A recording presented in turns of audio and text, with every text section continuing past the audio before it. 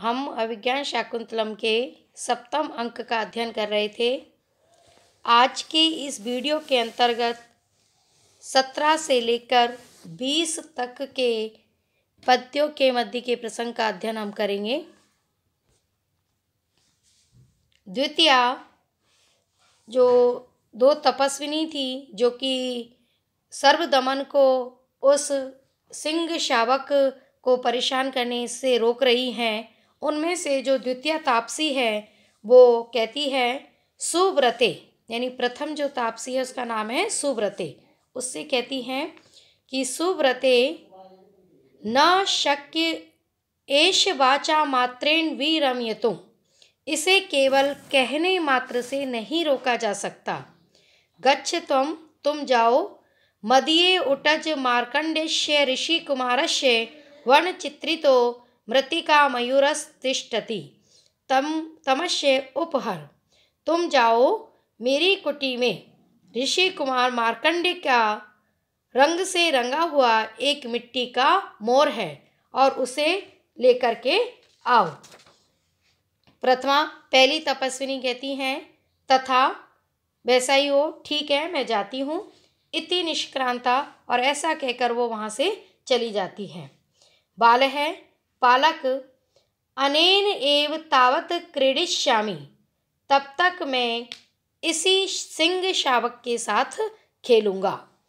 राजा इति तापसी विलोक्य हस्ती, और ऐसा कहकर वह बच्चा तापसी को देखकर हंसने लगता है। राजा मनोहरतापूर्वक, बड़े प्रेम पूर्वक उस बच्चे को देख रहे हैं और उसके हाव भाव को देखकर अंदर ही अंदर मंत्रमुग्ध हो रहे हैं।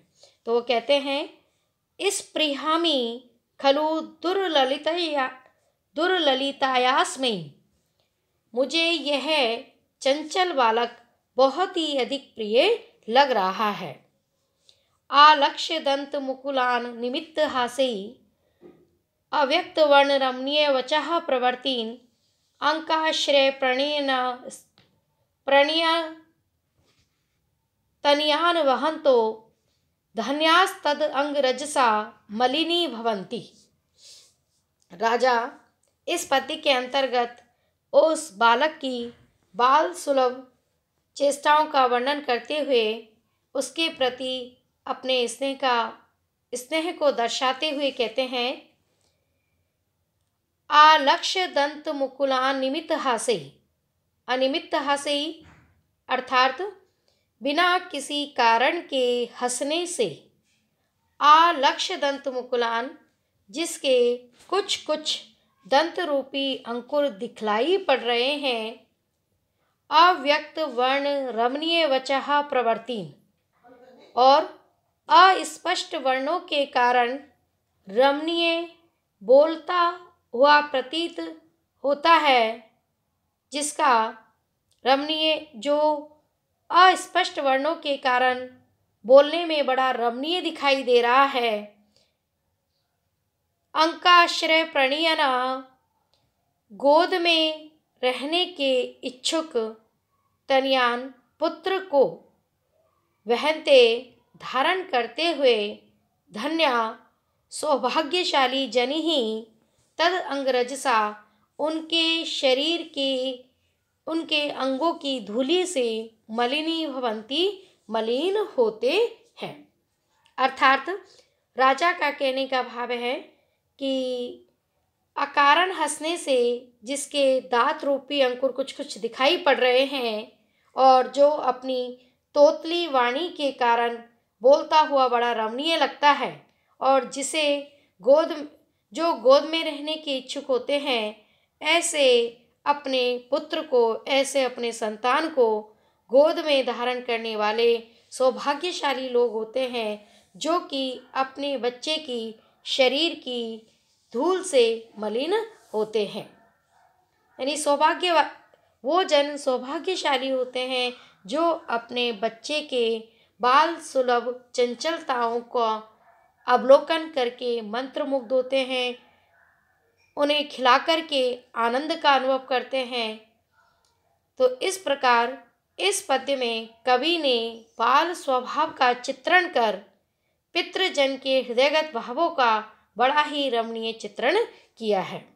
राजा दुष्यंत चूंकि निसंतान है और उस बालक के प्रति यहाँ राजा दुष्यंत के प्रेम को दर्शाया गया है और इस प्रकार यह जो पद्य है वह एक पिता के पुत्र के प्रति हृदय की वात्सल्यता का परिचायक है। और यहाँ पर चूंकि बालक की स्वाभाविक क्रियाओं का वर्णन किया गया है इसलिए इस पद्य के अंतर्गत स्वभावोक्ति अलंकार है। तापसी कहती हैं बहुतु अच्छा न मम अयम गण्यति, यह तो मुझे गिनता ही नहीं है, यानी मेरी परवाह नहीं कर रहा है। पार्श्वम अवलोक्य, समीप में देखकर, को अत्र ऋषि कुमारा नाम, क्या यहाँ कोई ऋषि कुमार है। राजा नाम अवलोक्य, राजा को देखकर कहती हैं भद्रमुख एहि तावत, तो आप यह हे भद्रमुख हे सम्मानीय आप यहाँ आइए। मोच्यानेन दुर्मोच्य हस्तग्रहण डिम्बलीलिया वाद्यमानाम बाल मृगेंद्रम, हे भद्रमुख बाल क्रीड़ा के द्वारा सताए जाने वाले और इस बालक के हाथ से कठिनाई से छुड़ाए जाने वाले इस सिंह शावक को इसके हाथों से छुड़ाने में मेरी मदद कीजिए।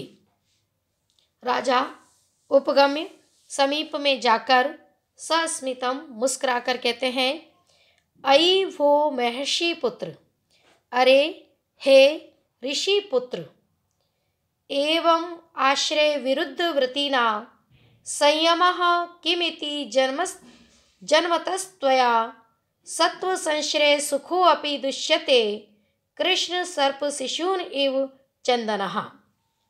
हे ऋषि कुमार, हे बालक, हे महर्षि पुत्र, क्यों तुम आश्रम के प्रतिकूल आचरण कर रहे हो। यानी इस पद्य के अंतर्गत राजा उस चंचल बालक को समझाते हुए कहते हैं एवं इस प्रकार आश्रम विरुद्ध वृत्तिना, आश्रम के विरुद्ध आचरण करने वाले, त्वया तुम्हारे द्वारा, जन्मतः जन्म से ही, सत्व संश्रय सुखे अपि प्राणियों के आश्रय के लिए सुख कर भी, संयमः क्षमाशीलता को सिखाया जाता है। फिर कृष्ण सर्प शिशुना चंदना हिव, काले सर्प के बच्चे के द्वारा, चंदना इव चंदन के वृक्ष के समान इस आश्रम को, क्षमाशीलता को, किम इति क्यों, दुष्यते दूषित किया जा रहा है। अर्थात इस पद्य के अंतर्गत राजा बालक को समझाते हुए कहते हैं कि जिस प्रकार सर्प का बच्चा चंदन के वृक्ष को दूषित कर देता है, उसी प्रकार तुम्हारे द्वारा आश्रम के विपरीत आचरण कर यहाँ जो क्षमाशीलता, धर्म, विनम्रता इत्यादि जो नियम हैं उनको क्यों दूषित किया जा रहा है।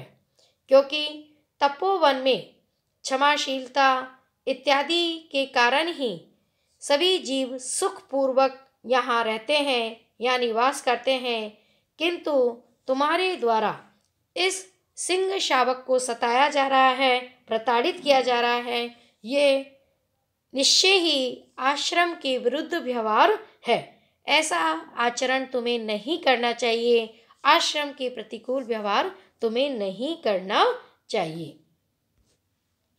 तापसी कहती हैं भद्रमुख ना खलु अयम ऋषि कुमारः, यह हे भद्र यह ऋषि कुमार नहीं है। राजा आकार सदृशम चेष्टितम एव अश्य कथ्यति, यह तो आकृति के अनुरूप इसकी चेष्टा ही बतला रही है। स्थान प्रत्यात तु वयम एवं तर्किनः, इस स्थान विशेष के कारण अर्थात आश्रम के रहने से मैंने ऐसा अनुमान लगाया था कि ये ऋषि कुमार है। यथा अव्यर्थितम अनुतिष्ठन् बाल स्पर्शम उपलभ्य। यथा अव्यर्थितम अनुतिष्ठन् अर्थात तापसी के कथनानुसार उस बालक से सिंह शावक को जब राजा छुड़ाते हैं तो बालक के स्पर्शम उपलब्ध, बालक के स्पर्श को प्राप्त करके आत्मगतम अपने मन में सोचते हैं। और मन में सोचते हुए राजा कहते हैं, अनेन कस्यापि कुल अंकुरेण स्पृष्टस्य गात्रेषु सुखम मम एवं काम निवृत्तिम चेतसि तस्य कुर्यात् यस्य अयम अंकात् कृतिनः प्रारूढ़ः। कस्य अपि, जिस किसी भी, कुल अंकुरेण वंश के अंकुर स्वरूप इस बालक के द्वारा, जिस किसी भी वंश के अंकुर स्वरूप अनेन इस बालक के द्वारा इस पृष्ठ से स्पर्श किए गए मम गात्रेषु मेरे अंगों में एवं सुखम इस प्रकार सुखानुभूति हो रही है, इस प्रकार सुख का अनुभव हो रहा है। यस्य कृतिना, जिस सौभाग्यशाली जन की अंकात गोद से अयम प्ररूढ़ः यह बालक रूपी अंकुर उत्पन्न हुआ है, तस्य चेतसी उसके मन में, उसके हृदय में काम निवृत्तिम कुर्यात् यह अनिर्वचनीय आनंद को उत्पन्न करता होगा। अर्थात राजा उस बालक के अंगों का जब स्पर्श करते हैं, उससे सिंह शावक को छुड़ाने के लिए जब उसको छूते हैं तो उन्हें अत्यंत आनंद की अनुभूति होती है। और उस आनंद की अनुभूति करते हुए राजा अपने मन में सोचने लगते हैं कि जब इस बालक के शरीर स्पर्श मात्र से मुझे अत्यंत आनंद प्राप्त हो रहा है, तो वह व्यक्ति तो अत्यंत सौभाग्यशाली होगा जिसकी गोद में ये खेला होगा, जिसकी गोद से इसने जन्म लिया होगा। और अपरिचित होने पर जब मुझे ही इतना आनंद हो रहा है तो इसके माता पिता तो अत्यंत धन्य है, अत्यंत सौभाग्यशाली हैं, जिनको कि यह परमानंद प्रदान करता होगा। तापसी उभौ निर्वर्ण दोनों को देखकर कहती हैं, आश्चर्यम आश्चर्यम, घोर आश्चर्य है। राजा कहते हैं, आर्य किमिव, आर्य क्या हुआ। तापसी, अस्य बालकस्य ते अपि संवादिन्याकृति इति विस्मिता अस्मि। इस बालक की और आपकी आकृति अत्यधिक मिलती जुलती है। अपरिचितस्यपि ते अप्रतिलोम्यः संवृते इति, और इसीलिए मैं आश्चर्यचकित हो गई हूँ। और अपरिचित होते हुए भी यह बालक आपका अनुकूलगामी हो गया है, अर्थात आपकी बात सहर्षि मान रहा है। राजा बालकम उपलालयन, बालक को प्यार करते हुए कहते हैं, न चेत मुनि कुमारो अयम, यदि यह बालक ऋषि कुमार नहीं है, अथ को अश्य व्यपदेश है, तो फिर इसका वंश कौन सा है। तापसी कहती हैं, पुरुवंशः, यह पुरुवंशी है। राजा आत्मगतम अपने मन में सोचते हैं, कथम एकान्वयो मम, इसका और मेरा वंश एक कैसे है, मैं भी पुरुवंशी हूँ और यह भी पुरुवंशी है। अतः खलु मद अनुकारिणम एनम अत्र भवति मन्यते, इसीलिए यह तापसी इसको मेरी समान आकृति वाला मान रही है। अस्ति एतत् पौरवानाम अंत्यम कुलव्रतम, किंतु पुरुवंशियों का तो यह अंतिम कुलव्रत है। अर्थात पुरुवंशी तो वृद्धावस्था में, अर्थात 75 वर्ष के पश्चात ही 50 वर्ष के बाद ही वानप्रस्थी बनकर तपोवन में आते हैं, तपोवन में निवास करते हैं। भवनेषु रसादिकेषु पूर्वं क्षितिरक्षार्थम उशन्ति ते निवासम नियतेक पतिव्रतानि पश्चात तरुमूलानि गृही भवन्ति तेषाम। राजा कहते हैं ये पूर्वम जो पुरुवंशी जन है वह पहले क्षिति रक्षार्थम पृथ्वी की रक्षा के लिए रसादिकेषु भवनेषु श्रृंगार आदि रसों से युक्त अर्थात समस्त सांसारिक सुख सुविधाओं से परिपूर्ण भवनों में निवास करते हैं। निवासम उशन्ति निवास करना चाहते हैं। पश्चात और तत्पश्चात उसके बाद वे वृद्धावस्था में तेषाम उनके नियत एक पतिव्रतानि एक नियम धारिणी पतिव्रता धर्मपत्नी वाले तरुमूलानि वृक्षों के मूल में गृही भवन्ति घर होते हैं। अर्थात कहने का भाव यह है कि यहाँ इस पद्य में आश्रम व्यवस्था की झांकी दिखाई दे रही है और राजा के माध्यम से कवि कहते हैं कि जैसा कि आश्रम व्यवस्था में 4 आश्रम ब्रह्मचर्य, गृहस्थ, वानप्रस्थ और संन्यास का उल्लेख है। व्यक्ति वानप्रस्थ आश्रम में अर्थात 50 वर्ष के बाद अपनी पत्नी के साथ तपोवन में आकर निवास करते हैं और धार्मिक क्रियाओं को संपादित करते हैं।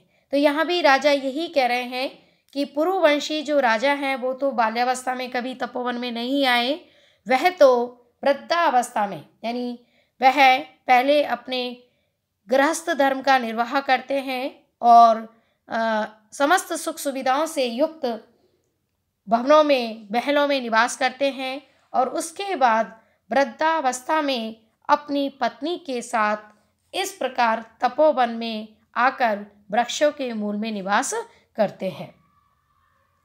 प्रकाशम प्रत्यक्ष रूप में राजा तपस्विनी से कहते हैं न पुनरात्मगत्या मानुषा नाम एष।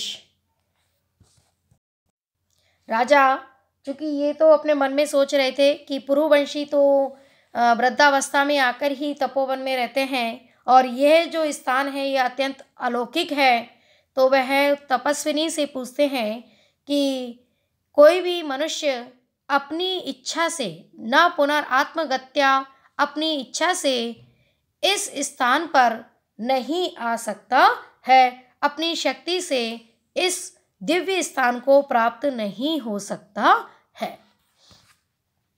आज का वीडियो हम यहीं पर समाप्त करते हैं। आगे के प्रसंग का अध्ययन अगले वीडियो में करेंगे। तब तक के लिए आप सभी का धन्यवाद।